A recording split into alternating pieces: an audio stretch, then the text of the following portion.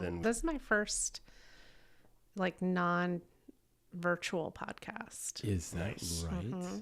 Welcome to the crew. Thank you. Yeah, I think, cool. Is it everything you expected or worse? I mean, it does look like early. people eat the microphones, so Yeah. you know.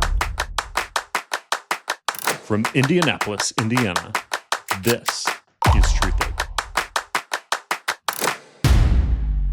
My mother listened to our podcast last week, our friendship podcast, and she starts out with, "Do you think it's possible?" And I said, "Yes." And she said, "I haven't finished. I know." I said, "I know what you're going to say." What you going to say? And she said, "What am I going to say?"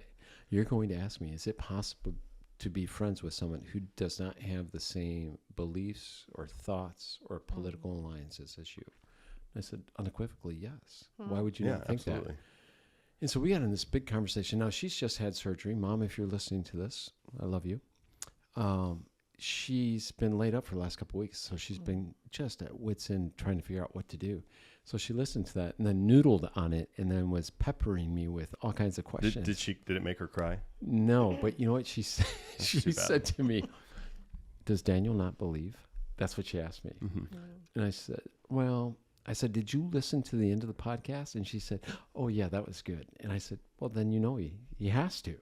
And she said, "But he doesn't." I said, "Yeah, I know, but I think he does." And so then we got into that big conversation about you, which was all followed up with, can you have a different political belief?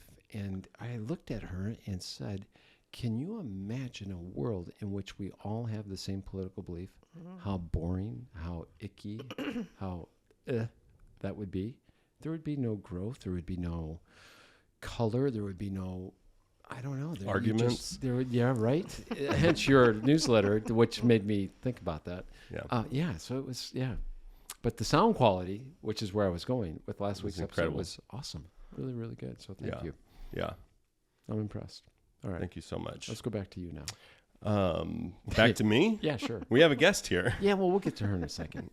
We got to warm up for a second. So what do you want to know about me, Michael? I want to know what you did this Sunday between the hours of 8 and 8:30, or maybe it was 7:45 and 8:15. Okay, so I watched TV. That's what I did the entire week. Sunday specifically.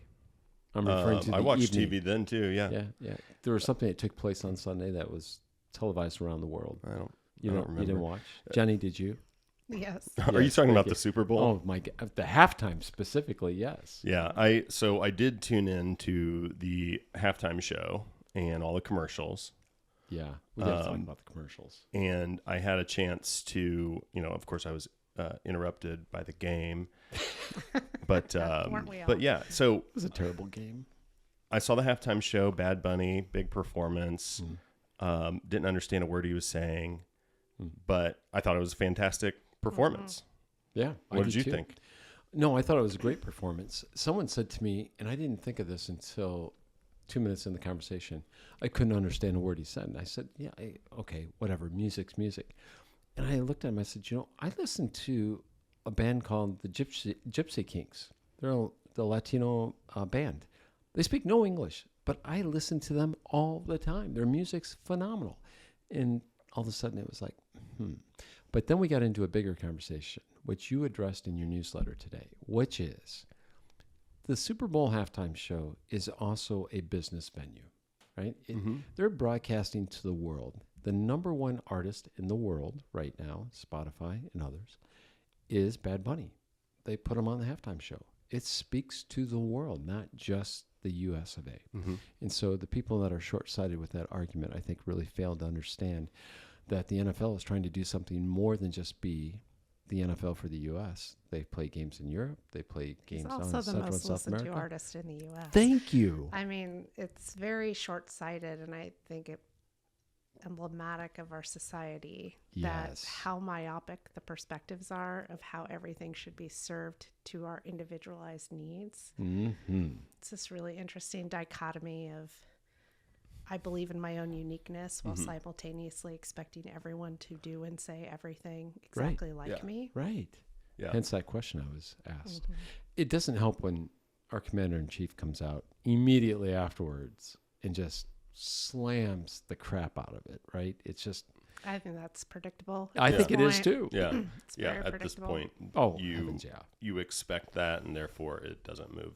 It doesn't move you at all if you look at it that way. But In fact, I think that should just get way less air. It's like, who yeah, cares? agreed. I mean, just don't even pay attention I to wish that were true. I wish it would get less air. I really do. because it's but, just deflection. You know, and here's distraction. you'll hit this, I'm sure, in the next week or two. The pardons that he just passed. Mm-hmm. You've got drug trafficking. These are NFL football players they just pardoned, right? Mm-hmm. We've got gambling, cocaine, marijuana. Are these like new, as in this week? Yeah, just as in Monday, today. Oh, I didn't hear Sunday, about it. Monday. Yeah. And he won't. His czar came out to give out the pardons. He won't take any questions on it. You got Klecko from the Jets who did all kinds of drugs. These are all people that committed and acknowledged that they committed the crime. Right. It wasn't like they said, "Oh no, I was wrongfully accused." That is one reason to pardon somebody, is because they've expressed some remorse, right? But Five of these knuckleheads. Typically, pardons are whatever the president wants to do. But Correct. the majority seem to lean into this whole idea of mercy. Right. Like, this person Right. had a tough go of it, and then they ended up making some mistakes, Yeah. ended up in prison, they served some time, let's let them out. But or the case was so complicated that it's hard to tell if justice was really served. Yeah. But now a lot of the pardons you see, at least the ones that get news, are some rich guy that Quid pro quo. Yeah, right? yeah, absolutely. That's exactly it's right. Absolutely that. Yeah. Yeah, these were 5 football players that that were bad dudes that did bad things that went to prison, and for some reason our illustrious president thought he should pardon those 5 guys. I have no idea why. fine. Yeah, so there you go. Anyway, Yeah. we digress. Sorry. It's not a political show, by the way. Absolutely not. We never talk about It's really not. hate talking about politics. Yeah. Did you watch the halftime show? I did. What'd you think about it? I loved it. Yeah, it made me curious, is what I noticed. One of my favorite songs, and it's DTMF. I would say mostly from social media. I've come to really love that song, and I know what the lyrics mean of that song, even if I don't know all the lyrics.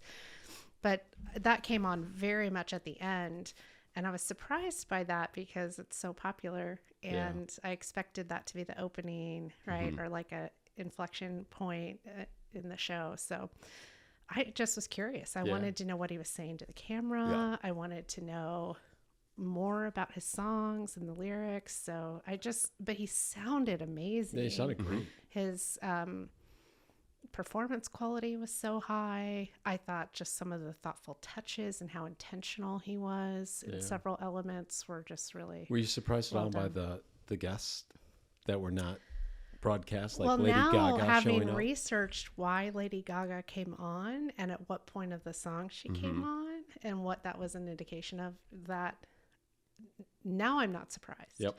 And I'm not surprised that she probably willingly chose to participate in that way. Yeah, So right. I thought that was great. So you're gonna have to tell us what you've researched, but what I know so far is that Bad Bunny actually made an appearance in her Super Bowl show. Yep. Yeah. It was actually Shakira and Jennifer Lopez's. Is that right? I don't think it was Gaga's. Well, Okay. one of the 3 mega Yeah, superstars. I'm pretty sure it was. Well, I know that he was in Shakira in her performance. You're probably right about that. I'm sure that that I just mixed that up, but he has been on that stage before. Nobody said a word about it. Right. Every year, it seems like there's a little bit of a culture war over why the halftime show isn't good enough or whatever. Yeah. But so, what did you learn about when you researched why Lady Gaga came on? It was a reference to like this. I'm going to butcher this, but I believe it was a reference to this would be more comfortable, and wouldn't this make you more comfortable? And then it cuts to a white woman singing. Yeah, right. That's exactly right. So I would be curious to know how many times Google got hit during the halftime show and how many times it got hit an hour after the show, because I was, what's he saying? What's this mean? So and then I did a summary, and then I got prepared for the onslaught of well, he was saying foul language, so I wanted to make sure that was It's actually accurate. incredibly encouraging. I And when know. he talked to the camera directly in that one scene, it was all about like, I never gave up on myself, and Yeah. you're more powerful than you think you are, and you shouldn't give up on yourself either. And I was like, that's amazing. Yeah. It just Yeah. was super encouraging. And I think when there's a curtain of a lack of understanding, it's super easy to try to adjust the narrative to whatever you Yeah. want it to be. I would agree. I think it's hilarious that people complained about not being able to understand the words. So instead, they watched a guy singing Oh my ball with the God. ball. Right, that's Kid those Rock. comparisons are I hilarious. know. Is that not the craziest damn thing? It's nuts. I don't even have words for it. Well, Lori did. I don't still. It's Yeah, whatever. pretty wild. Yeah, it is. I crazy. think that group, that it just seems really loud with vitriol, not big with volume. Yeah. That's what I think. It's just super loud, and there's so much vitriol that it feels so big, but none of the numbers support that. Yeah. Yeah. You're talking about it doesn't represent a large enough constituency No. of Americans. You know- So I've heard a lot lately from various people, again, just the loud ones in the media, or that have, some kind of platform.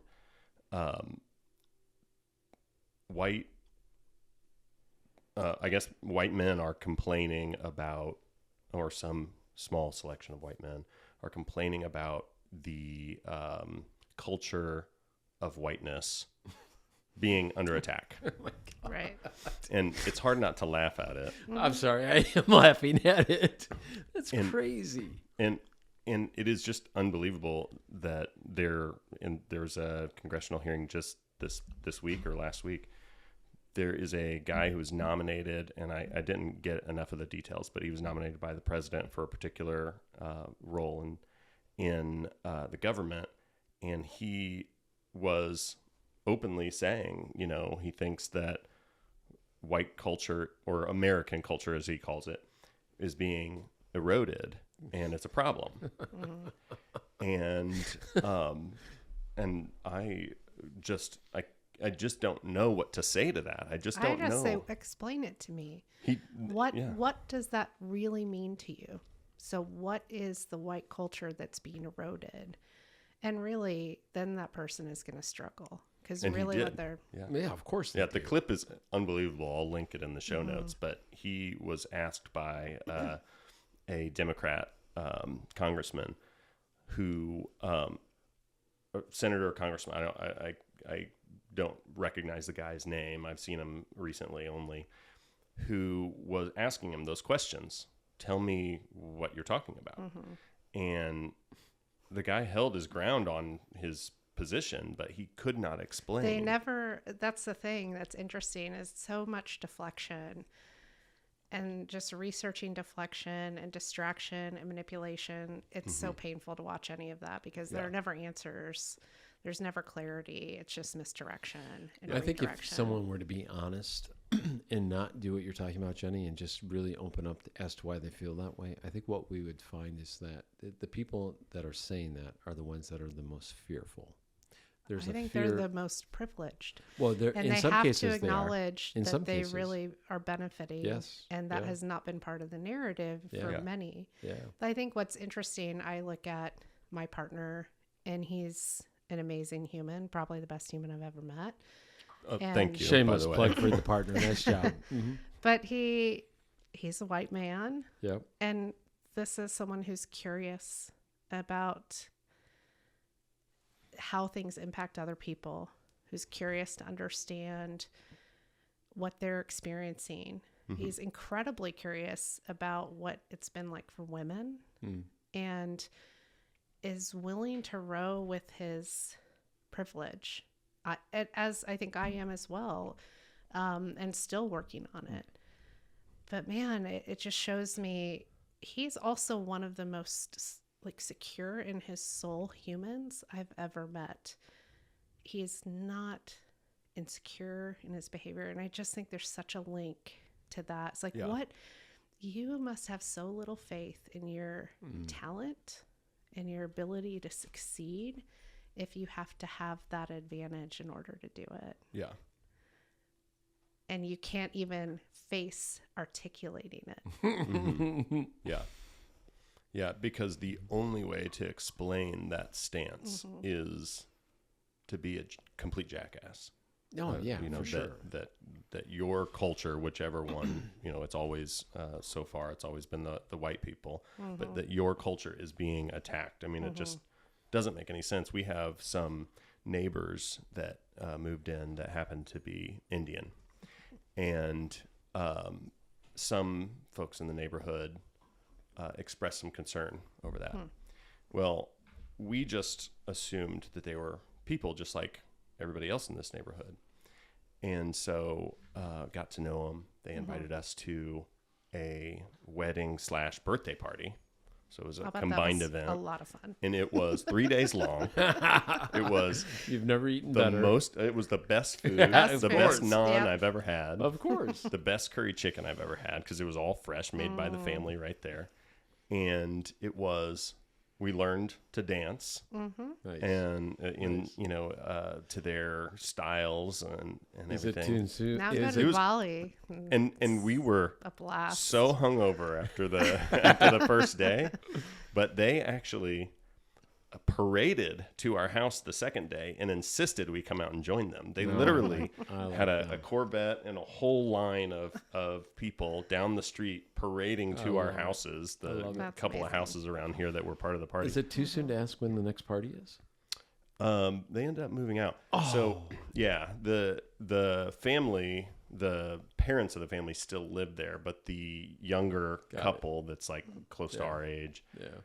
they I think moved back to India, but they ended up moving, so we don't get to hang out as much. But yeah, we did go 2 years in a row.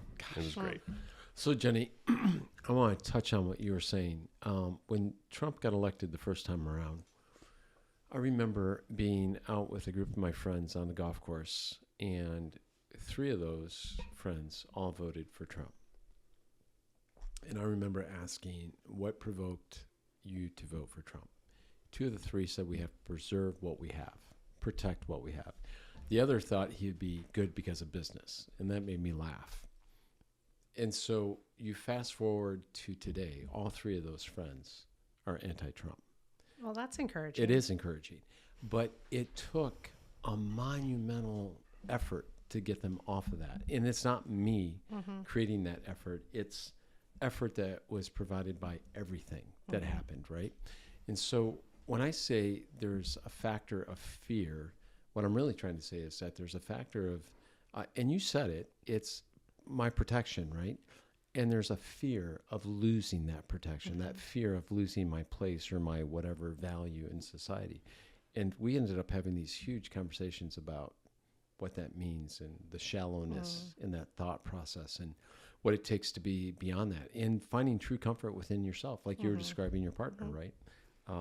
Yeah. So I get what you're saying. And I think we need so much more of that. And I, man, there's so much noise, and someone wrote about it today about the noise isn't the truth. The noise is just the noise that's happening out there. It's who's screaming the loudest right now. And it doesn't matter if it's true or not, because the cameras are on that person or on that genre. And so people walk away from that going, well, there you go. Is that true? I don't know, but there's attention to it. And I'd like to see all of that just go away. So I jokingly say I stick my head in the sand a lot and intentionally try to stay away from the news because I feel better. I certainly act better. I'm not depressed. I'm not angry. I'm not frustrated. I'm not trying to win anybody over. But at the same time, I'm not afraid to have a conversation with someone when these things arise, right? So I say good for your partner. That's awesome. Good for you having a conversation too. I think it's what's always been so interesting to me, because women have been at this for a while. And Just a while. just a little while. Just a little bit. And it's always taken as such a threat when no one is asking for more. They're asking for equality, equitable opportunity. Yeah. And it's always perceived as threatening. And that to me is the acknowledgement of privilege. Yeah. right? You I can't, get that. like, how are you threatened when all we're wanting is an equal shot, Right. equal Right. treatment? No one's even asking for more. And maybe that's what it's going to take. Yeah. Maybe Yeah. it's going to take saying, like, okay, reparations all across the Yeah, board. Yeah. And then we'll get to equality. Yeah. But that's the interesting thing, is the ambition and being on the side of a fair shake is just wanting a fair shake. It's not asking for the world. It's Do you think we'll see it in our lifetime? Equality? no. No. I don't know. No way.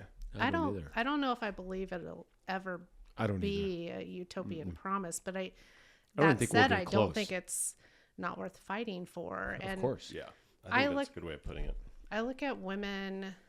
I think there are some generational frustrations. There will be women younger than me that are super frustrated by me, and many times in my career where I, played along, and not being rattled by things for a long part of my career, I saw as a benefit, and it's only changed in the last 10 years. But then I see the generation ahead of us, who I get frustrated by sometimes. Explain. Definitely frustrated. That's my But- favorite part of this podcast is to do Gen Z bashing. Well, what's interesting to me about the boomers is that they did not have the practice of rights. In fact, they came to rights during their generational, like, kind of upbringing and early adulthood. And that's the first time women had the ability to access a bank account, own property. And so many rights became more available at that time. Divorce became, more accessible. And so if I look at my frustration, and what I try to understand is that a lot of these women had to operate through passive aggressiveness because they didn't have as many tools. Yeah. And that's the muscle they've worked their Yeah. whole life. Yeah, sure. Right? Makes Is sense. That's what they've learned how to use. And so our generation, my generation, has had access to more. And the generations after me have even higher expectations. And I think Yeah. it's freaking badass. It's like these kids, these Gen Alpha kids and the Gen Zers, holy crap, what they accomplish in that, we over me mindset is just amazing. Yeah. Do you agree with that? That Gen Z, Gen Alpha, that anything that you say that's good about Gen Z, That's I'm why gonna have a hard time with. That's why. Let's talk about that for So- a quick second. But there's a good point there. There is. It's more fun to criticize them than it is to lift them up. Unless you're talking to an individual, that's totally different. Right, But when you're right. talking about the generation, Yeah. the goal is to talk about how terrible they are. Because every generation talks about how the new generation, these kids don't know, they don't know work ethic, they don't know manners, they don't know this, they don't know that. But the truth is, they know that they are not human machines, right? They know treatment. Right. They know What do you mean treatment. by that? They came of age in a time when all of these negative behaviors were defined. They were out in the public domain. I didn't know the name of any of these things. I didn't know gaslighting. Right, I right. didn't know, Yeah. like, in business, there is such a thing as love bombing.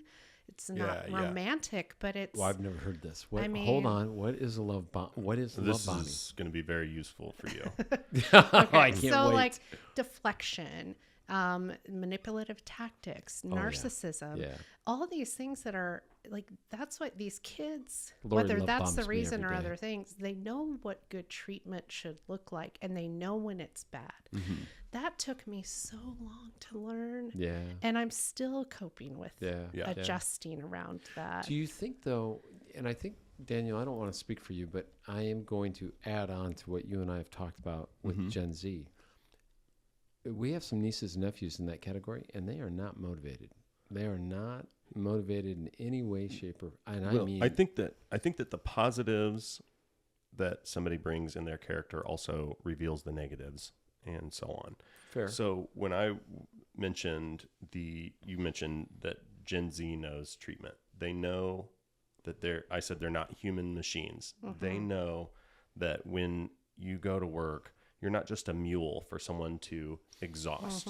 I think that's what you're saying. And too. so And I do have a story when you're done. well, what happens with the younger generation is they go to work and they know that they are an individual who has rights.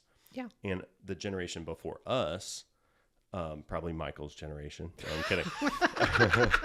No, even older than that. Oh, they nice. Literally having a job was a privilege. So that business leader could do whatever the hell they wanted and abuse you to death because you were lucky to have a job. Yeah. And that's why in the 80s you had all these, you know, or 80s and prior, you had all these movies where the boss is portrayed as this slave driver, terrible person. Yep. Because it was a caricature of a real thing. Like bosses could treat you like trash and you'd have to keep coming to work every day. And Gen Z knows that they don't deserve that. And so they come to work and they say, you know, we have rights here too, right? And this business exists and thrives because of people like us lifting all the heavy stuff and moving, you know, things through the pipeline. Fair. So, what's your story?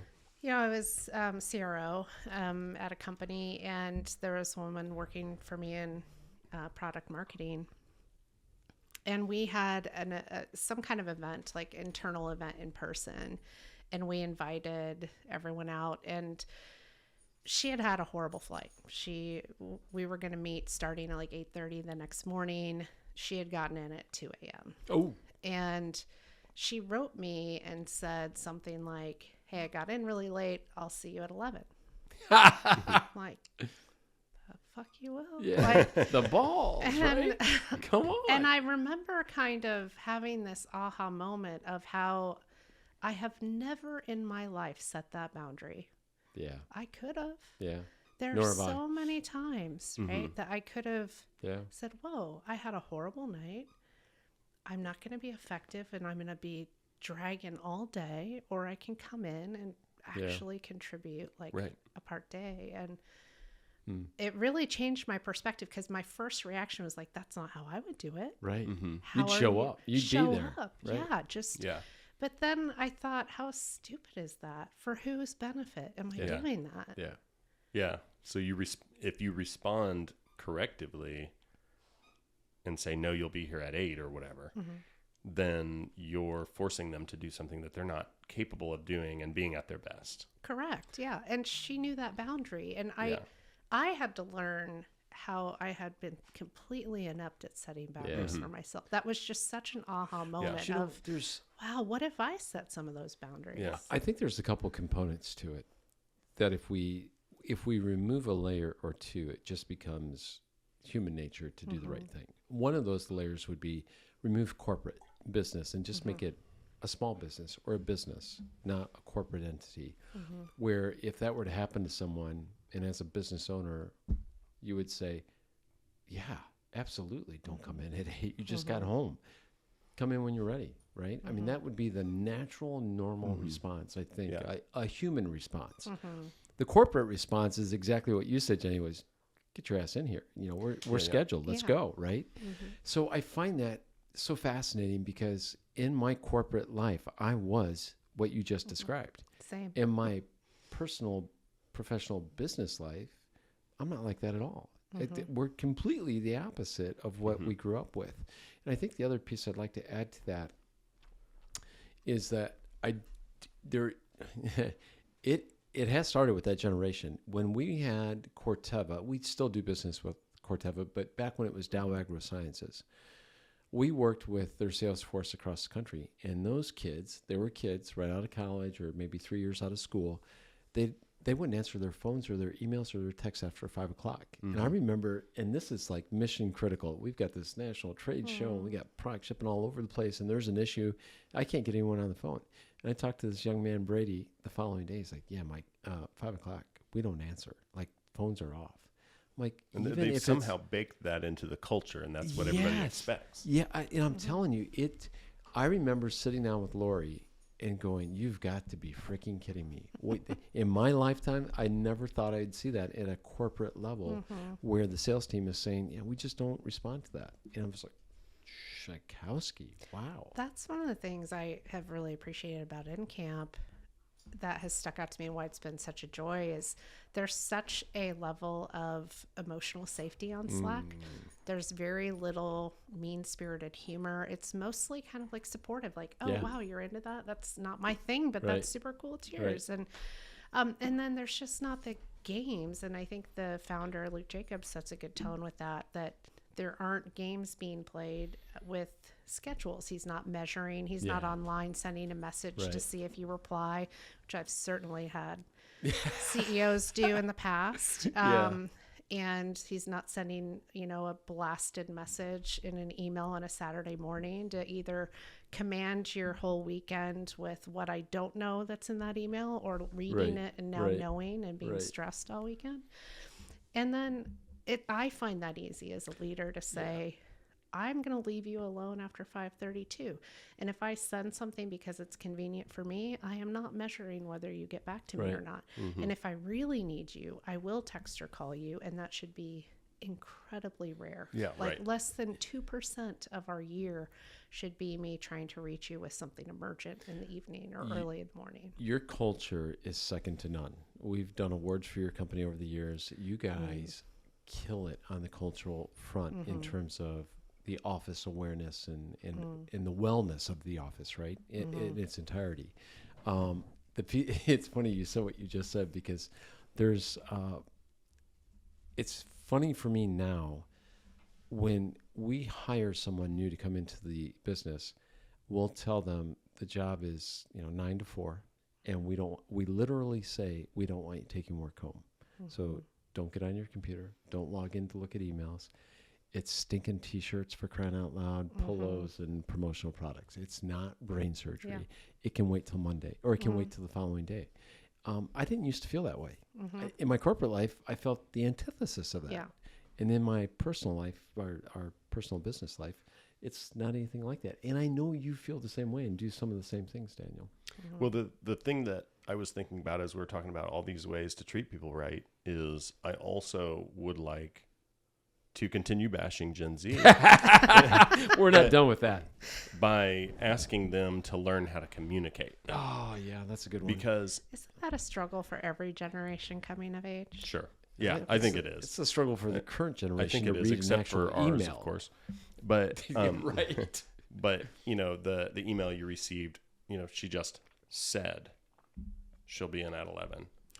I'm paraphrasing because this was quite a few years ago, but it was very clear it wasn't a request. Yeah. She just kind of said, this is what has happened and this is how I'm adjusting to it. And again, my upbringing says that that should have been a request, that my ego says that too. And then if I really look back at that, it's her boundary to set. Yeah. Yeah, you're right. Maybe I'll revise my thinking on this. I don't know if she's right, but go on. But what I'm thinking about is the British, how they will tear you down politely, and you'll think, that was really nice. Yeah. And it's just by introducing things like, if it wouldn't be a bother. Right. And then they say the thing. Great British Bake Off. Yeah, they're that is the perfect example. Yeah. I just think that show is kind of amazing as an example of how to give constructive and or hard feedback because there's a lot of love around it and a lot of appreciation for the human while also being willing to be kind of candid. I just feel like they pull that off pretty well. Yeah. There are very few times where I'm like, ooh, that was super below the belt. It's like, ooh, today did not go your way. Yeah. But they don't take that. What I think we do in American society is we make an assumption of character. Oh, yeah. We take it to a character level versus it's not this didn't go your way. It's the comfort of speaking at other people with definitive statements. You are this. Positive or negative. Why do you think we do that? The whole country is founded on not doing that. It's learned behavior. It's really hard to unwind. But I've certainly sat across from someone who said, you're not this. Yeah. And it's just, no, I'm sorry, I'm not going to stick around for definitive statements about me. It is hard to unwind something that's embedded into culture. So when you realize this is a character trait that is not helpful to others, probably not admirable in any way, but literally everyone around you displays this character trait, that it's just hard to. I don't think you can unwind to it, be right? better. If, I think you have to everybody leave. in the world is. Yeah. You can't unwind it in someone else. No, But that's my we point. can unwind it in oneself. And, For sure. and I agree. A lot of times that's been my signal. It's like, is if someone says the definitive statements, Yeah. they have already put me in a box. It's the feedback is fine. Yeah. It's I'm not seeing this from you. Right. Cool. Let's talk about that. Right. And what I can do to work on that or resolve that, or if I'm the right fit going forward. But saying you are not this is a really unfortunate, That's controlling way to approach icky. Yeah, something it's icky. like that. Are you CMO or CRO today? CRO. CRO. So is that common between CRO and CMO? This is really to the two of you, that you hear those types of statements. I'm not seeing this in you, or this is not. I'd say I see more of the you are not this. Really? Oh, yeah. Because, I mean, Wow. Are you saying directed at you or people like you? yeah. Yeah. That's crap. So tell us about the CRO role, because I think everybody defines these C-suite roles a little bit differently. Yeah. And Good question. And so I want to hear your take on what that role means. I think it means different things at different stages. So Well said. Startup company versus an established running it's very business, right? different in what the role entails. But I'll just say what it is at InCamp is the mix of marketing, business development, and sales. It's essentially the entire go-to-market funnel up to customer handoff. Oh, wow. In our environment, customer success reports into product because there is such a strong hand-holding relationship between our delivery to customers during this high season time of year and the compliance obligations with product delivery on that. So that is the right call in InCamp's environment. But many environments, all revenue functions, including customer success, would be under the chief revenue officer. We still own at InCamp, our revenue team owns expansion. So we are still responsible for growing customers. And the customer team is responsible for customer delivery, retention, and all of that. So, and I think that's the right structure. So It would probably be a good time to ask for our audience, what is NCAMP? I know what it is, but I'm not sure our audience does. You want to give everyone a 30-second elevator speech on what NCAMP is? So InCamp, really from a mission perspective, believes that we can create a world where what's good for business is also good for the environment and vice versa. So companies meeting their compliance obligations that protect communities, we can provide the tools that help them to do that so that they can work in partnership and in like a symbiotic relationship with regulators. InCamp is a guided environmental compliance technology solution. And so we're providing everything to understand all of the data related to, we focus in two primary program areas right now, chemicals and hazardous waste and waste tracking. It's tracking all of that, understanding the threshold requirements that cause me to either report or choose not to report with the right defensive information if I am inspected or audited. And then all of the like last mile-esque components, I would almost say TurboTax-esque. We manage and have all of the relationships with all the endpoints across the U.S. and it's up to 30,000 endpoints. That's amazing. That some of these companies have to communicate with within this deadline and time period. And so we're helping to automate all of that. It's a lot. It really is, truly. Yeah. And how did you end up working with them? So, I mean, I founded Growth Gen. I still have that business as a go-to-market consultancy. I had left a CRO role at the end of 2021 and came out with consulting in 2022. And I said very strongly that I wanted to remain a consultant. So I'd had a couple foster fail situations where I'd, been working on a project and then gone full time, and I didn't want to do that again. And my first year out, I think I had 20 customers. Second year, revenue grew, but I had 8 customers. Third year, revenue grew, but I had 4 customers. I like that mix. And then When you said 20 customers, I just Cringed. Yeah, I could can not feel it imagine. over here. yeah, a lot more project-based work and stuff. But it's done. I've had really good years year after year. But it was in 2024, early 2024, that David Kerr introduced me. He's on the board at InCamp, and he said, "We have some great salespeople. We have talent." Struggling to get past founder-led sales, maybe some stops and starts on the sales leadership side. And can you plug in and help us figure out what might be a blocker? And started with a small sales enablement engagement, and pretty quickly realized that we had some opportunities on the forecasting and Look at you. deal call. Opportunities. There were some So, issues. yeah. So I kind Good of for stepped you. into a true fractional VP of sales. Yeah. And then I think it was August that I mentioned to Luke that I think we're ready to look for a chief revenue officer. The team deserves to know their long-term leader. And while marketing and sales are very symbiotic, I don't think they're aligned the way they could be. And so he started that search, and then eventually came back and said, "Would you consider this?" And we were able to work through a structure to be in seat full time. And I want to back up to what you just said. Marketing and sales were not aligned. I could see that from the outside looking in as a supplier. What did you see when you came inside to see that? Was there an overwhelming anything, or was it just in general? I would say that what I saw the market saying to us that we were responding to is that we needed to move up market. Yeah. But we still, from a marketing perspective, had a very broad focus. And that meant our dollars were very broadly deployed. Yep. When our sales team really needed to move on from some of the onesie, twosie, little transactions that were still taking a long time to close. Yeah. And that was my first charter coming in as CRO, was coming together. And our ICP, I think, went from 20 or 30,000 contacts to 3,000 primary accounts.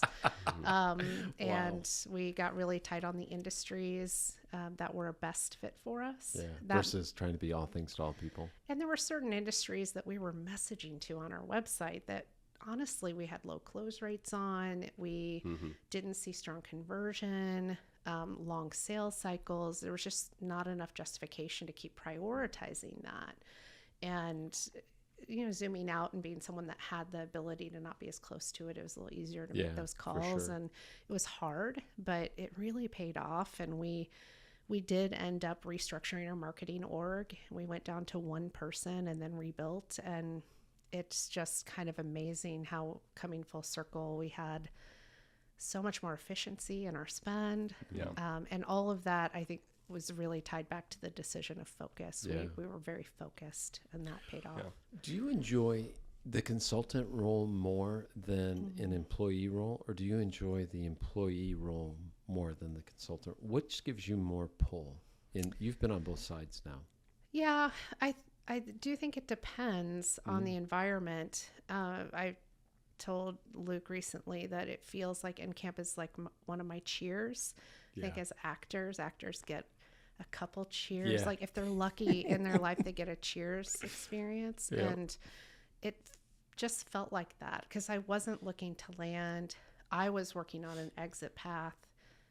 And again, we were able to come to terms that made sense. But I really just felt like this is a group of people I really enjoy working with. It's low drama. We get our shit done. And it just didn't feel like all the bureaucracy. It didn't feel like all the gamification.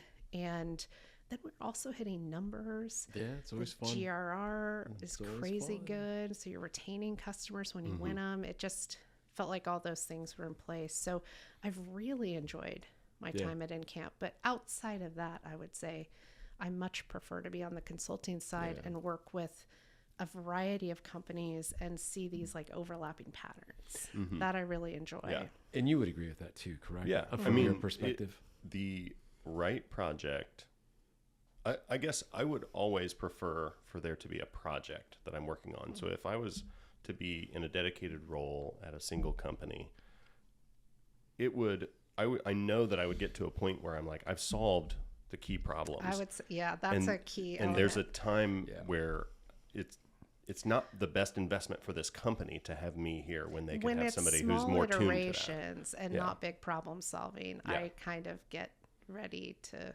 same. be done. And NCamp still feels like we've got a lot of big stuff, not problems, but really big opportunities and really big skill you can points. optimize So this thing, that thing, and they take months at a time. But when it's tiny dial turns, it's not my thing. I'm a I builder. get bored with that too. Yeah. I absolutely get bored with same. the small minutia. Just It's I like- call it the maintenance. Well, for you, Michael, It's more maintenance. Yeah, Yeah. right. it's like when business is good, you start to think, what can I destroy? Yes, yes. I no, you're okay. I think in terms of, I'm always thinking in terms of the next mountain, right? So that's where the joy is for me. But I want to back up for the two of you. When you're working on projects with more than one client, Daniel, I can't believe I've never asked you this. Have you ever been in an aha moment with one client where the aha moment is, oh my, that can work over here with this other client I'm working with? Oh yeah, All that's the time. the nature of the business. Yeah. That's why a consultant is valuable to you, because they see these similar types of scenarios on repeat. Yeah.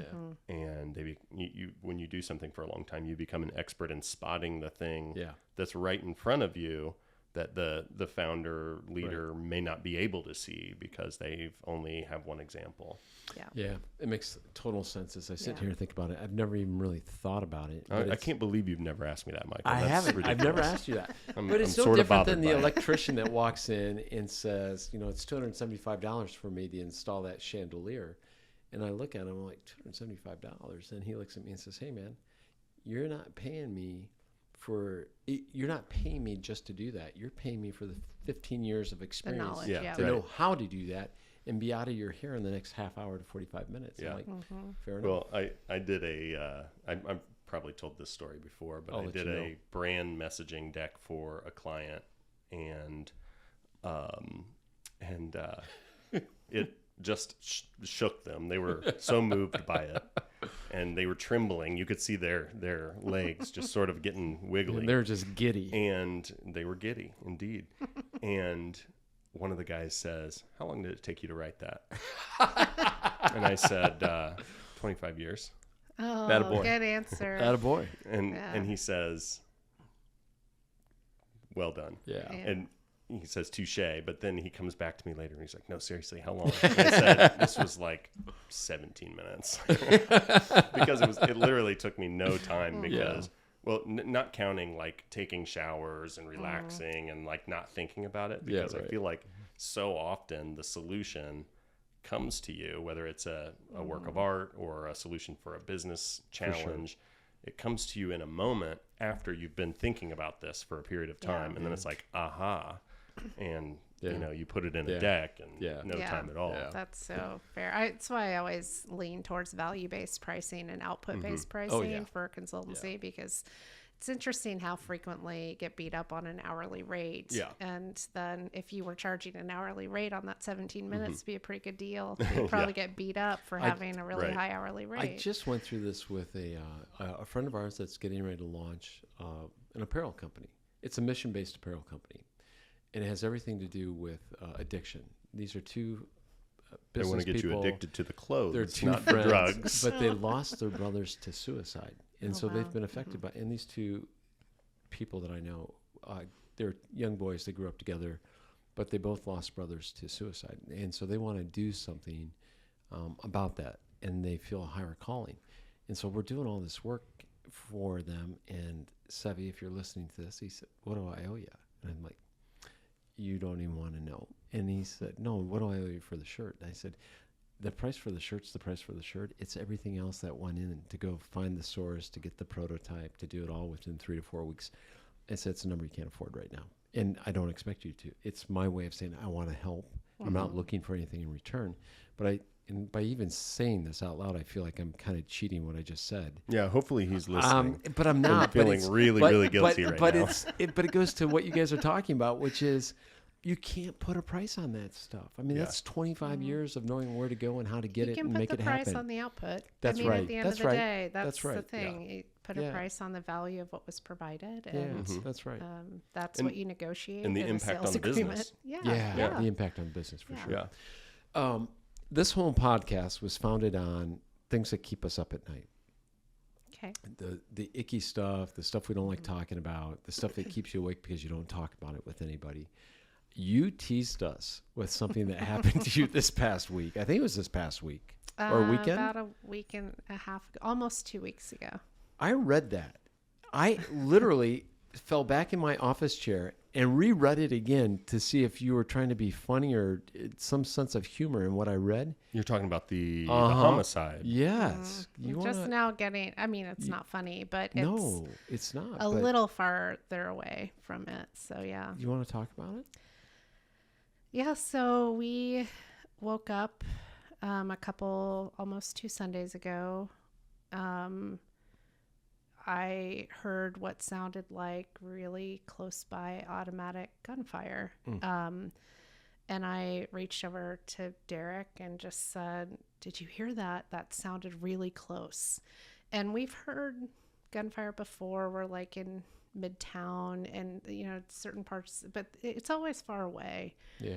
And this sounded really close. And Derek, then we heard a couple more shots, and I wish I could remember if those were the handgun shots, but I think it was, and it was super loud. It, to me, felt like it was in our bedroom. It was that loud.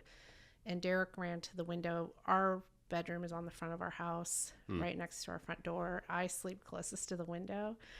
And You used to sleep closest to the window. he ran to the window, and I think when he looked out, he saw people still actively, and we heard more shots firing in our yard. And he got down and was like, "Get down on the floor," and started to help get me out of the bed onto the floor. And I called 911. And it turns out I don't know exactly what happened, but there were 2 cars that crashed in our yard. And then there was a ensuing shootout. My gosh. And then there was someone who passed away that was rendered care in our driveway. So I don't know for sure when he passed, if it was in our driveway or in the ambulance, but Awful. so it was, just super jarring. And And this was on a Sunday night or Sunday morning? Sunday early morning. Yeah.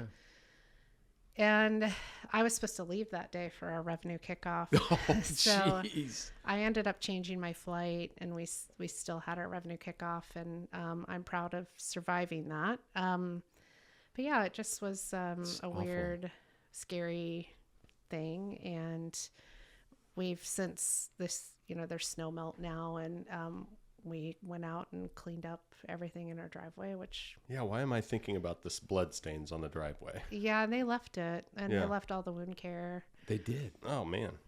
So we got to clean all that up. Wow. There were no less than 10 people, if not more, that walked by all of that and chose not to clean it up.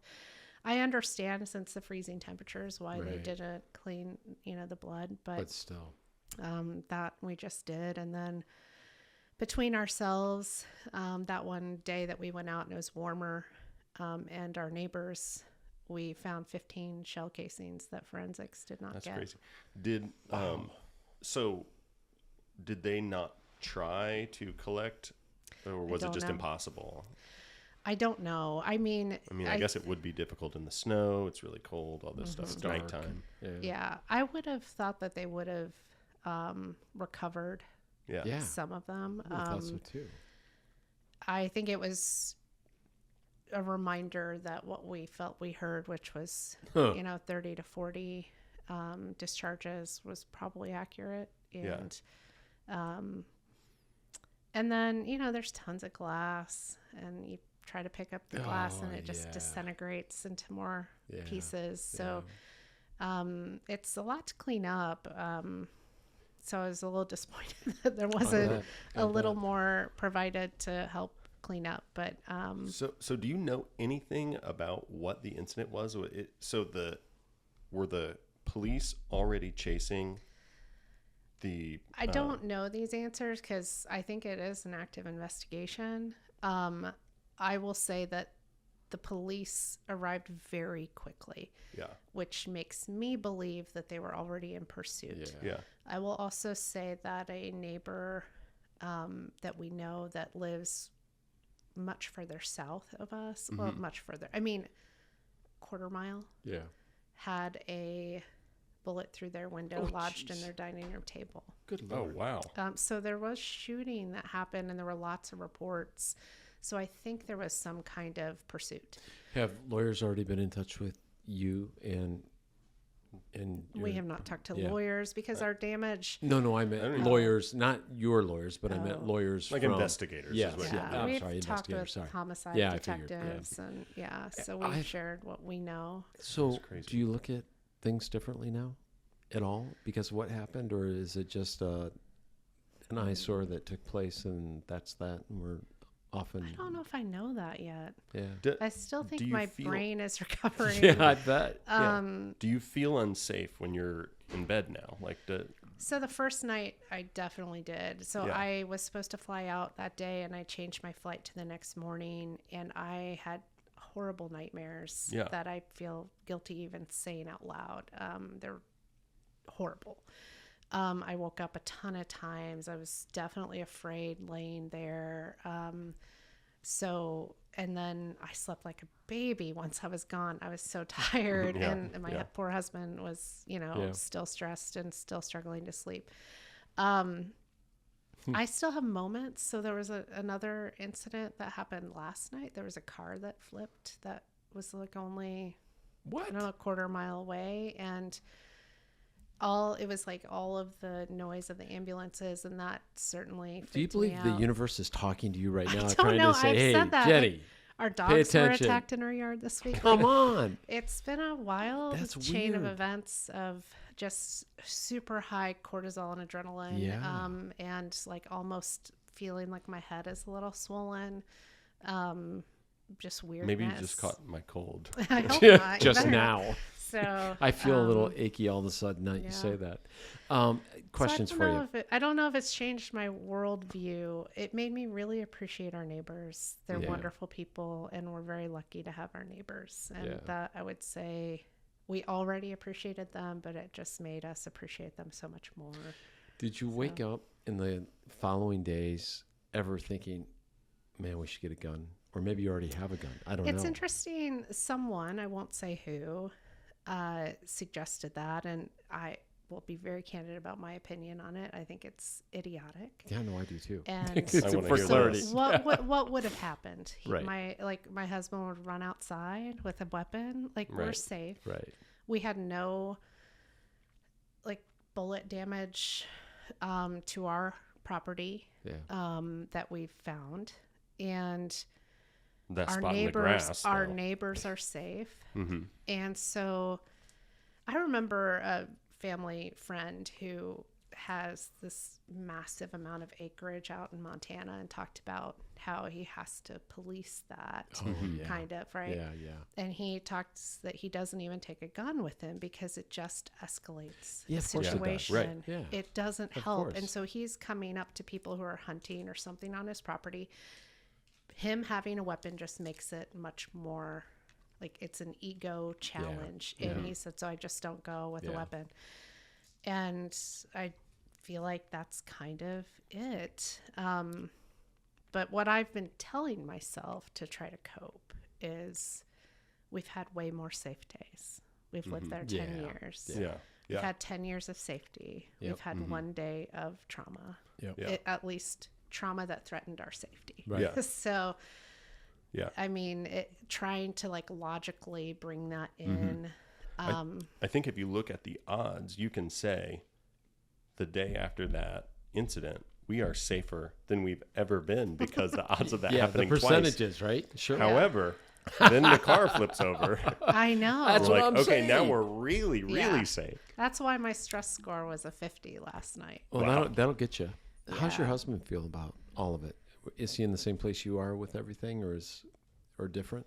In my experience, husbands and wives don't always have the exact same opinions on things. So I'm just curious. All right, so you're giving her grace to speak on his behalf? I don't know. I'm an external processor. So for me, talking about it, and he and I talk about it a good amount. I think I'm more shaken than he is. That's pretty common. So I'm a little more emotive in that way. Yeah. I mean, he processes a little bit more through work, and I process through talking. So I think some of the cleanup things have been his way to process. Yeah, makes sense. And I go cry about it and talk to him. And then go on podcasts. You're in the right group. We're talkers. So, That's good. Yeah. Yeah, that's good. I'm sorry you had to go through that, though. Thank you. Truly, it's not. Lori and I went through something not as drastic. It was about 7 years ago. We heard gunshots in the alleyway at our condo, and I heard it, and I jumped out of bed because I knew what that sound like. I know what that sound is Because like. you watch TV, Law and Order, SVU. I grew up that in the kind of stuff. country with hunters, so I know rifle and shotguns. There was a gentleman that was walking down the alley just shooting a gun, and we're on the top floor of the condo, and New Year's Eve? no, just a regular fall evening. It's like 2 a.m, and so I'm scattering around the condo, window to window, watching this guy go down the alley, shoot the gun, and Lori's on the phone with 911, and she's yelling at me to get down, and I'm like, he can't hit me.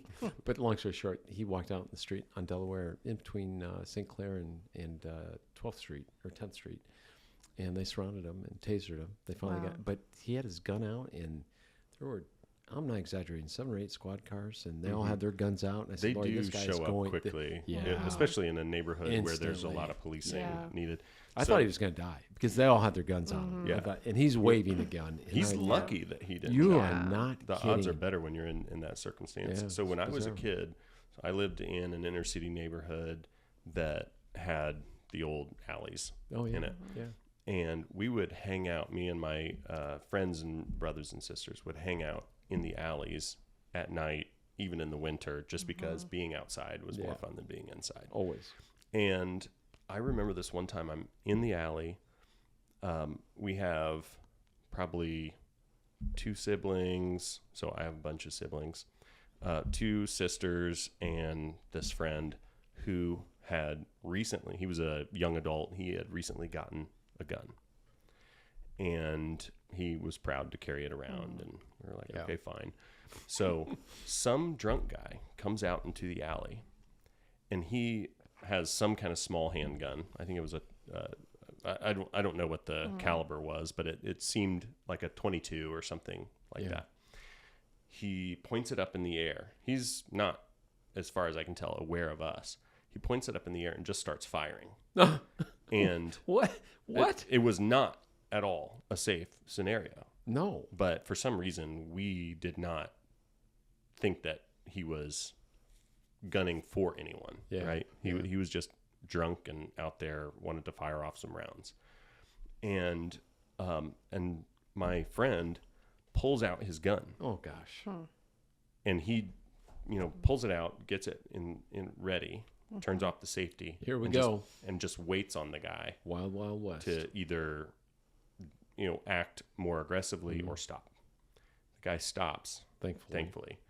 But that is exactly what I thought of when you talked about the way that guns just create this ego scenario where things are going to escalate. Not to say that every person wouldn't be a well-meaning person in that situation. Right. Is ego always fully conscious? No. Right. No. That's a whole podcast right there. Guns getting begetting into more Eckhart Tolle. guns. Yeah, right. Guns with more guns. We're a civilized society. Guns shouldn't even be an issue. I feel like we're going backwards. The wild, wild west, where everyone's holstered or there's a gun underneath the car seat, and everyone's And that was how people would work out their problems. always. Inside. But I say this all the time. When you carry a gun, there in your mind subconsciously, you're wanting to use that gun. There's something that is going to provoke you at some point in time to say, I want to use that. And that's not going to be a good that's never a good thing. Right. And Have it you certainly guys won't ever be a good thing. visited like Australia or anything? I Oh, mean, yeah. there are plenty of gun Not control Australia, but countries, yeah. but it was back in 2007. I went to Australia by myself on a business trip. That'll make your throat feel And what better. I noticed was there on the news in Sydney, there was this story about a woman held at knife point in a taxi. And it was on the news for 4 or 5 days straight. Yeah. And I thought, there are school shootings in the U.S. That don't make the news. Right. Yeah. And I mean, in 07, maybe it happened a little bit less, but there had been recent shootings. And I remember asking a gal I worked with, I just said, so is it a chicken or the egg? Do you have it and you just don't show it? Or do you really not have it? And she's like, well, even officers, like you have to be a special type of officer to be able to carry a weapon or a gun here. And she said, but I mean, if we didn't have gun control and I could own a weapon, I probably would have shot my ex-husband on 3 different occasions. Okay. And there There's you have probably it. some truth And to there that. you Yeah. have it. Well, there absolutely is, because the rate of gun deaths is it's like 2/3 of the homicides or the I'll get my statistics wrong, so I won't try to be too accurate on this, but I believe it's homicides. 2/3 or more is caused by a gun, and it's because it's easier That's right. and I think it's Well, harder to reverse. Take the belief of a gun is accessible. Now think of the worst time in your life. There you go. The most depressed, the most angry, the most deeply sad.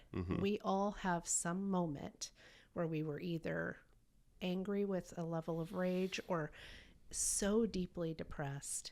Now put a gun in your Yeah, hand. that's my point. What choices are going to be made? Not good Right. ones. And when something takes longer, there's a better chance that you're not going to do it. And that's why the lack of a gun, their knife suicides just don't happen hardly ever. I can't remember the last time I read about a suicide with a knife. Yeah, I mean, If ever. it's just not that it can't happen. Right. It's just so much less likely Right. because it is so much harder to do.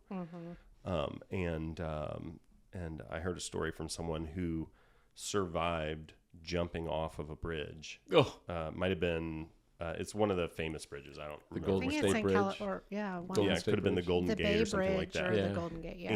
And this person said, "I'm telling you, people want to live.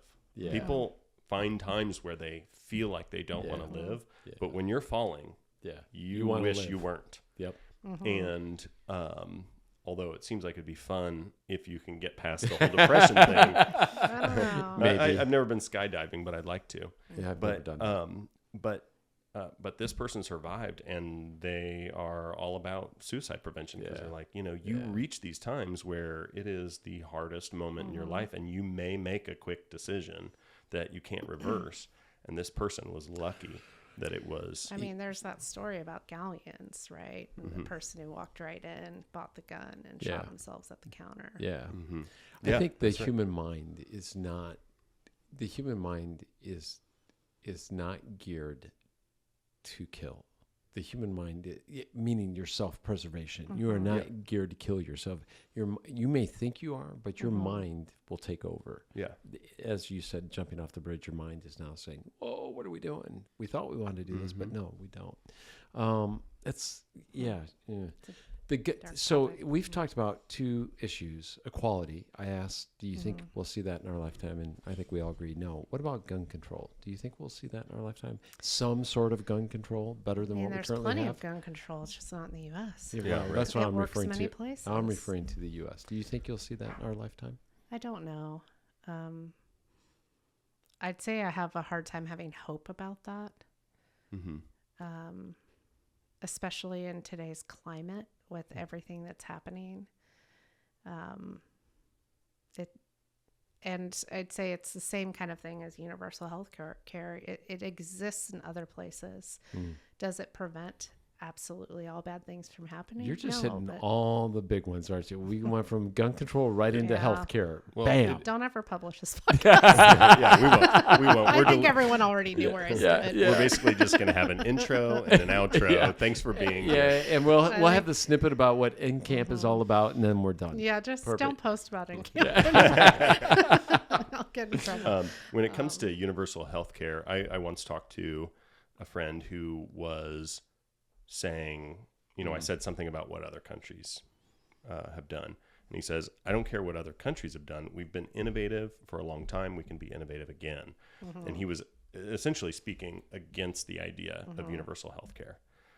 And I thought that's a good point at the time. But when I walked away from that conversation and processed that again, I'm like, that's like kids saying they're going to figure it out. I know, right? And their parents are trying to give them advice the whole time, right? Yeah, exactly. They've already solved these problems, and we've found a system that maybe could improve, but it works better than yours. Yes. And so the United States really should learn from these countries You would that have think. been around for much longer and have, not saying any one country is perfect, but that have resolved some Yeah. issues. I think it's interesting that the measure is perfection Right. to change. Right, It's like right. we won't change because this maybe has this imperfection versus the lion's share of good that comes Right. from it. So, Well, but- like waiting on an appointment or something. right, Like, right. Okay. You said it earlier, and that is if you have it, you don't care, right? So if you have great health care and it doesn't cost you a lot, or you have it through work, or you already have yours, there's a I don't care attitude. Like, yeah, it's not that bad, right? And it's awful that as a society we feel that way. It's horrible. To your point about moving the needle, when Obama moved the needle with healthcare, actually, I'll back up. When Hillary tried to move the needle with healthcare, that was a better program if you look at it from what it offered. When President Obama got it moving forward, When you say Hillary, you mean as the first lady? yes, because she don't was remember in what she charge did. of health. Well, she was in charge of healthcare at She that was time. running on that platform, though, Yeah, right? yeah, I'm pretty she was. sure. But when President Bill Clinton was in office, he had charged her to come up with a universal health care plan, and she had it. I mean, she really did have it.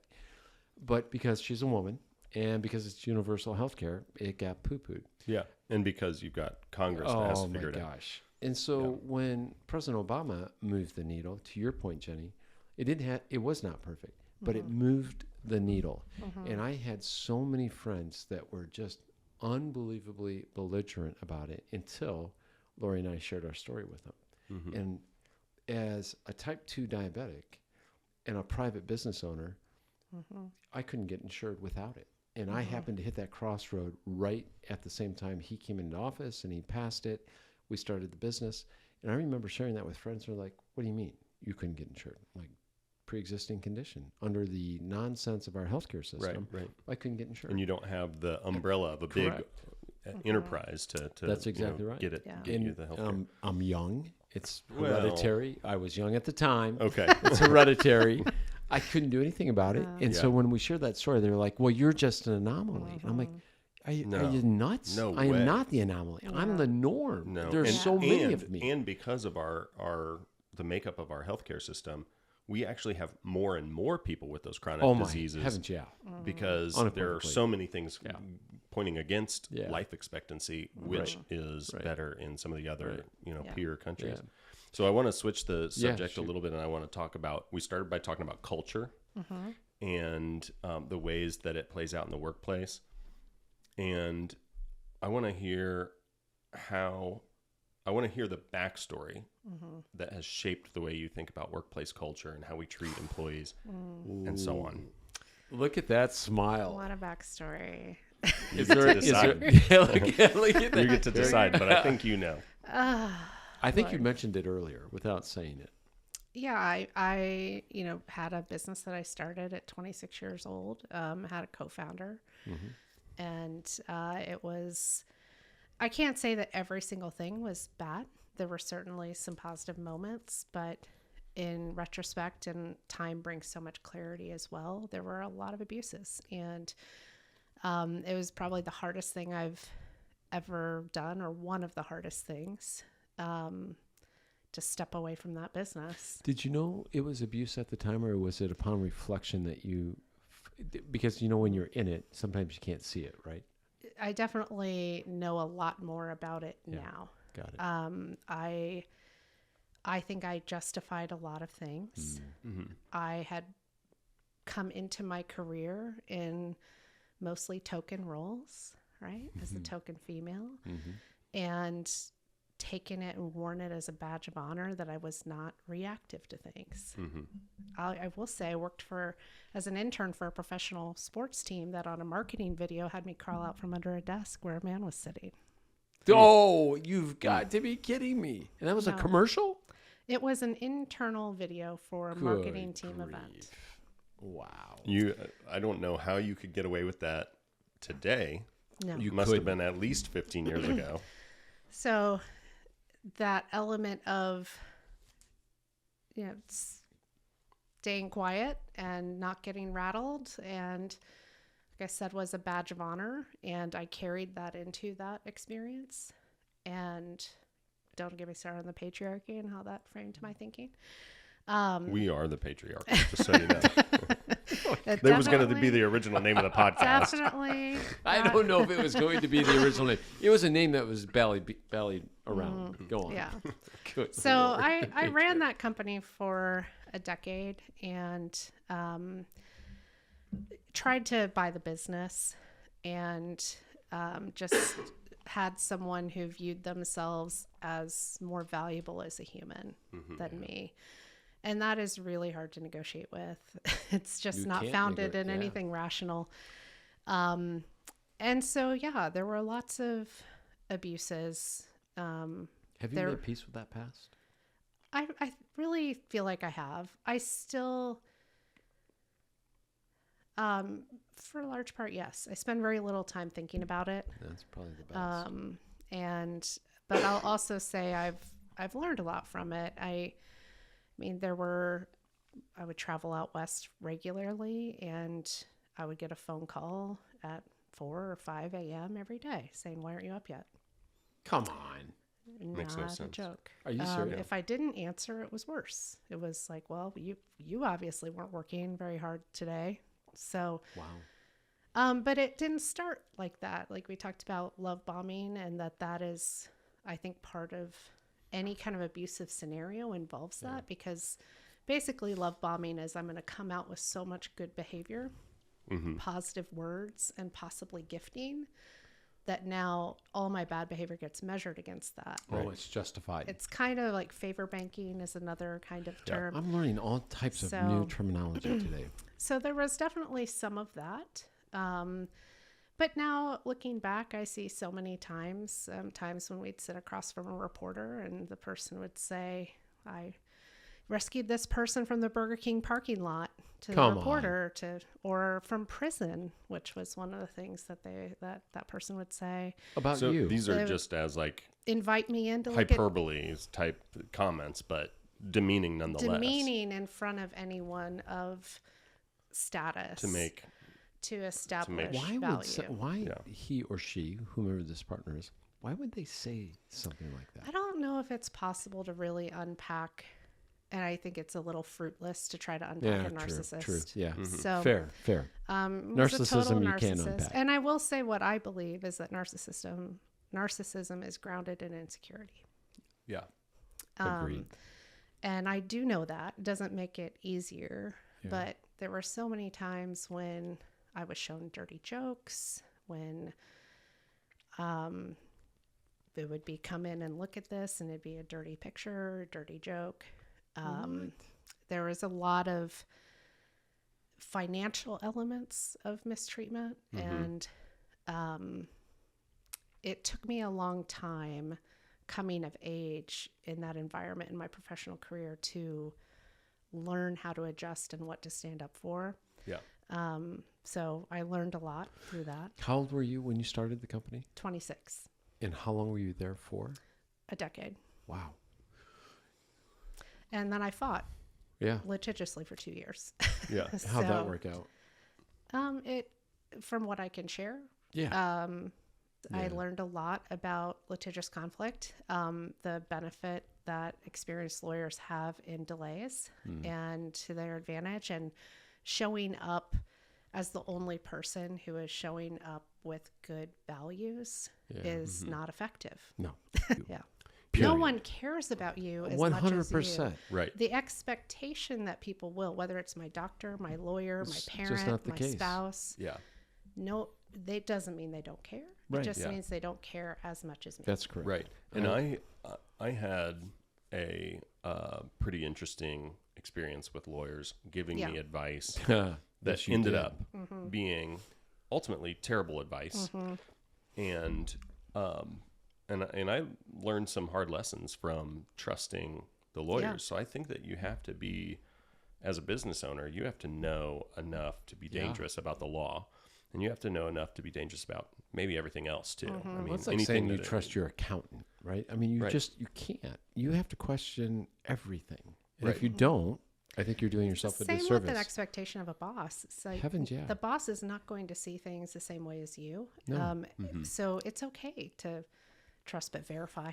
Yeah, Yeah. right, Like- right. Ask questions, check on it. You might not get the answer that you want, Right. but it's always worth asking. Yeah, there's a good because- way to do it and a bad way to do it. of So course, has but that yeah. changed the way that one of the things you said to me that was striking is this whole idea of coming to the table with this intention to do right by everyone. Maybe that's not the words you said, but it's ineffective. Has that changed the way that you do business since then? And how can somebody come to the table with the, with an intention to do right by everyone involved? I would just say the learning is that person is going to have a myopic point of view. Yeah. So the best thing that I can do is try to sit in that seat Right. to understand as best I can what that point of view is, Yeah. even if it's completely irrational. Right. I'll say it makes me like the byproduct and the PTSD of it is I do struggle a lot with trust. So it is very easy. I will trust initially, but if it is broken, it is broken. It's hard to. You're not to coming repair back. it. I don't make as many excuses for it. Yeah. You said anymore. something about putting yourself in that person's seat. In the Italian family, we call that learning how to fight the way you fight. So that when there are arguments, Yeah. it's if you're around my inner circle family, you'll hear me say to Lori once in a while, "Hey, you there's only room for one of me in this relationship. You can't fight the way I fight." And she'll be like, "It's the only way." And I'm like, "Damn it, you're not even Italian, and you've learned." But so your point, I could not agree But I with you think more on that. that's really almost moot with a narcissist. Yeah, It is. would just result in Right. an atomic bomb. But it helps you understand how to work Absolutely, with yeah. them. Right? And what I learned, like leading into it, because the last year I was trying to buy the business, I remember finding out that through these multiple business interests, that we had agreed not to take a salary in the technology business and to just do through a services business, and I found out he was. No. And I went in and talked and said, Man. "Hey, so this is interesting because you're taking that and a distribution. Yeah. I'm not making a salary, and don't even get me started on all the expenses because that Yeah. was messy Yeah, and I'm sure. silly." I'm But sure. and so he pulled out a P&L random, like he I guarantee as a narcissist had that ready. Oh yeah. And he pulled out a P&L, pushed it across the table because I ran the services business, said, "Well, look at this month that I'm showing you, you did shitty then. Look at how terrible of a job you did. You barely made any money. And you think you're worth blah, blah, blah." Yeah. And I think the learning that deflection, that redirection, to be able to say, "Hey, when you want to have a performance conversation, let's have it. Yeah. But this is my time. I set this meeting and I gave you a topic. we were going to stay on that topic today. Yeah. And then he kept down that path. And then I said, why don't you show me any single P&L where you made any profit in the tech company ever? I'll wait. Yeah. Because if that's the measure of success, Right. why are you getting a salary? So it had to be a double-edged sword then, right? I mean, yeah, I heartbreaking always missed the people in the business was always a casualty that was deeply felt.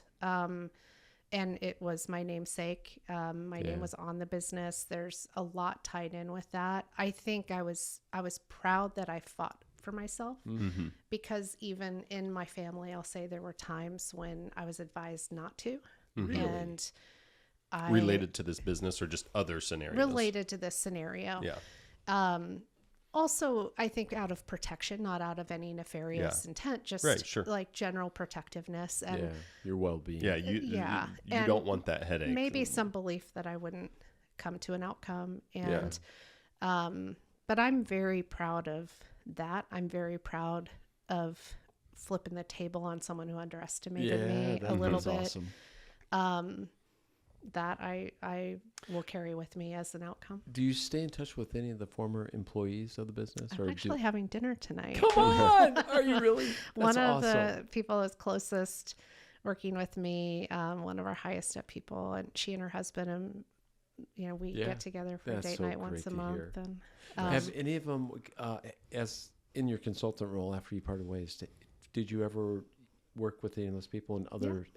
See, that's just great. I love. I mean, there's some that That's so cool. I've never. There were two women that I cared deeply about that carried a lot of the burden once I left, and there was certainly. I remember saying to them, "We're gonna probably not be friends for a long time, and I hope someday we are again." And I think it's going to be really hard. And I'm sorry for putting you in that position, and I hope one day we can be friends again. Yeah. And one of those is a little more close, and the other one I'd say is just a little more arm's length, and that's okay. Because it was a really hard thing. And this person who was abusive to me is an abuser. It's not unique to me. So those women face the same thing that I did. And they're hearing one side of that story, and it's 1,000%. poisoning the water. Yeah. So good for you. Well, how do you? Good for you. How does that change the way you do things today as a professional that's I will successful never in so have a many ways? partner in a business ever again. Nor do I ever recommend ever having a partner in business. I would be open from Unless it's Daniel. Like being, obviously I invest money and things like that, but I It's wouldn't different than go operating partners. Correct. Yes. I would not have an operating partner again. I will tell you that I will never have an operating partner again either, except for in a podcast. Yes, agreed. And even then, I'm in charge. You've tried to make that abundantly clear, I know. But shocking. But one of the things that, even if you have a good relationship personally, one of the things that happens when you have two people operating as equals, more or less, or near equals at least, in a business, is there is such lack of clarity on roles in how that business operates. And I think that a business depends on having a CEO. And if there is someone who has an equal financial share, who is not the CEO, then they need to know how to assign someone that CEO role. I am incredibly skeptical of the co-CEO idea. I think it's possible with like the right kind of best friends, but I just think that a business depends on having someone at the head. And the way that your business operated, lead gen, is it looked like you were at the head to me, but it also looked like you were being pushed down. It was at that same time. Yeah, and I mean, I was not majority. Yeah, which I never debated. Right. I know how we started and what little I knew, and the fact that there was another business at the time, and all of the infrastructure was there. Like, I never debated being the minority, like and this other person being majority. But an investor is not the same as a C-suite role. Definitely, yeah. And that's what I'm saying is you need a CEO, non-operating partner, right? That pretended to operate Right. and who just threw every possible lifestyle expense into the business, and that's what I think goes wrong. Mm-hmm. I think that it's the lack of clarity on how someone views the actual investment of the business. Yeah. Am I going to live off of this, and am I going to do that equitably? Mm-hmm. And this was someone who owned the building and was charging crazy rent. This was someone putting $8,000 Amex bills through every month. Mm-hmm. It was paying for multiple super high-end Crooked Stick and Sycamore Hills, like massive expenses for golf club memberships. Don't worry, it's networking, they say. Right. It Colts is. tickets, Butler Yeah. tickets, all of it just siphoning cash off. But the real kicker was the blame. Yeah. The blame for performance when all of that was happening Yeah. is really what I'm was. just And that I'm just that P&L, it doesn't just look as taking. good as it could if you treated that business with some discipline, right? Yeah. Right. Yeah. The if you remove And if both people agree to that, Right. kudos. Fine. It's not illegal. Like it's legal. Right. Okay. Absolutely. Go do that. If that but the clarity on that and the agreement on that is the key, and why I think it gets really messy in partnerships. I think it always gets messy, even when it is black and white. If you remove the narcissism and even remove the detail, invariably the human nature is, I'm doing more than you. It never ever ceases to amaze me. It's I'm worth more. Well, that's Right. okay. I So think that's what's interesting. This person left in the middle of the day every day, right. and would call endlessly on the weekends or at night. But this was someone who was always working on the pool at his house, or something was getting fixed. But the self-belief was that he was the hardest working person on the Yeah. planet because he got there at 7:30. But he was gone by 2. Yeah. Yeah. And Yeah. okay, if that's how you're going to work, cool. For you to act like that's the only way to work. Yeah, that's insane. That's viable and the true reflection of hard working. Like, Yeah. how convenient that is Yeah, it's for just you. insane. Because of that experience, do you ever have consulting projects or even just advice that you give to a fellow entrepreneur that you feel like you're capable of walking somebody through how to structure a partnership deal or whatever, because you've had this firsthand experience with circumstances like that? Yeah, can you help us I structure a don't think partnership one deal? experience, this is a whole other tangent, this belief that because I've had an experience, I'm an expert. I am not. Right. I have Sure. an experience, and I will, within reason, tell that story and help other people. But usually I'm not an expert in structuring Yeah. business partnerships. I've just seen where they go wrong. Yeah. And I would say the takeaways that I have are I've not regretted a single dollar I've spent on a lawyer. Yeah. Right. It's hard to spend. It's a lot of money, but I've not regretted it. Right. So it's that kind of advice of Yeah. my experience is this: while it's hard and it feels like pouring some cash out, I did not regret having some of that support. Yeah, and you needed that advisement. advice. And even though you had to put yourself in the you work for me seat, I'm going to be leader over the decisions here, but your advice as my attorney is invaluable. Yeah, I agree. I've had a handful of experiences that have made me value my attorney relationships, and now I have a daughter who's one. Oh, well, that's amazing. Gen Z. Lucky you. Yes, there's Yeah. probably a conflict of interest. She can't help us in any Small way. one. Just small small. one, but She yeah. represents the podcast. Yeah. Yeah, It's of all course she good. does. Well, this has been a fantastic conversation. It's good truly. to see you again. You too. I'm glad you came out. Thanks for Nice to sharing your meet you. story. You too. Thank you for sharing your story, though. Yeah. It's unbelievable. Truly, it really is. Thanks. Man, It's I been shake my a head. whirlwind. Yeah. But, and I'd say you asked like being on the other side of it. I'll just go back to, it took a long time. Oh, 10 yeah, years of yeah. that was a lot to unwind Yeah. and unpack and And wrestle with. how far past that are you? 8-10 years? 8 years? Yeah. No. Well, I mean, depending which point you Yeah, look at don't it. remind us of how a old we are, decade but in Yeah, some right. ways, but like, Yeah. 8 years in other ways. So yeah, it's a lot to get through. So someone that's going through that, I would just encourage patience and find the wins in progress of, I didn't think about this all week. I didn't think about this for the last month. Or you asking me some of these questions today, I was like, I really haven't thought about that in a really long time. Yeah. That's the best. Well, the one thing That's the that best. I wanted to ask, and I don't know if it's too late now because this podcast is basically over, is how do you detach your identity from your even though, all the, you had a partner, you weren't the majority That's owner, good. all that stuff doesn't matter to me. That's good. Your identity, if you're like me, I'm not trying to say this is who you are, but so often our identity as an entrepreneur is tied to the business we started or helped start. Yeah.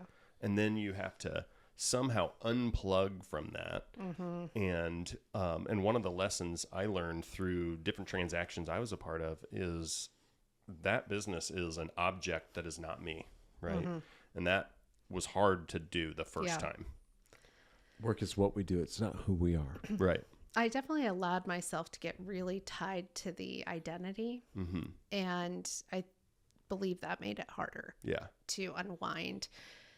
One of the things I told myself initially, and what I struggled with more, was I was an entrepreneur, and then sitting in seat as an employee was so different. Yes. And I had to give myself permission to, if I'm an actor on TV, I'm playing another role, and I'm not going to be in one role for my whole life. Did you feel like you failed in that respect in terms of what you just described there? Maybe initially I struggled with it. Yeah. I think I knew in my heart I would be an entrepreneur again. Yep. And that I'm good at that and I can spin that up. And so then it gave me permission to make other choices and try other things, because what I had done was tie this I am an entrepreneur in so tightly that initially it was really hard to accept being an employee again. And I had to really work on that and try to really think about unwinding intentionally the I am. I don't think it's easy for anyone, by the way. I don't think on either definitive side. Statements are good to use on yourself either. No, they are not. They So are not. it's definitely bad on other people, but not on ourselves either. Well, the thing we need to figure out as Americans, the thing we need to figure out how to do is when we go and meet someone, we don't start What by do you saying, do? what do you do? That is hard to change. I purposely do not bring it up. I intentionally, when I meet Mm. someone, nice to meet you. How do you know Daniel? How long have What you been question friends? do you ask then? That's usually what I'll ask. If Yeah. if you're introducing me to someone for Yeah. the first time, nice to meet you. How do you know Daniel? Oh, okay. Where's that relationship start? How long have you been friends? Blah blah blah. Right. But I usually go that direction. I do not like hearing what you do. If you approach me and the first thing you tell me is what you do, it's like, oh, ick. That's me. Yeah, that's ick. I don't like it. I just don't like it because there's got to be more to life than what we do. Ultimately, that's where I'm at. I do think that the work that somebody does can and Of often course. is a big part of who they Of are. course it is. But it is like the wrong way to package them so many times. It's probably not the part I'm most interested in, though. And- truthfully, Yeah. right? Like, That's fair. I'm most interested in hearing about you, not about who you work for or what you do. Yeah. I mean, that comes into play. Yeah. But I'm more interested in the realism of the person versus Yeah. the work that we all do. Because we Yeah. all do something. Yeah. Right. Of course. Yeah. And so And I that's why we do this podcast, because we don't have to talk about work, but we can. and we do this podcast because we like talking to people and uncovering what makes them Right. uncomfortable, which has been like Psych 101. And thanks for being a part of it. Yeah, Yeah, thanks, thanks for John. having me. Thank Everybody you. have a great You're the week. best. Thank you. Cheers.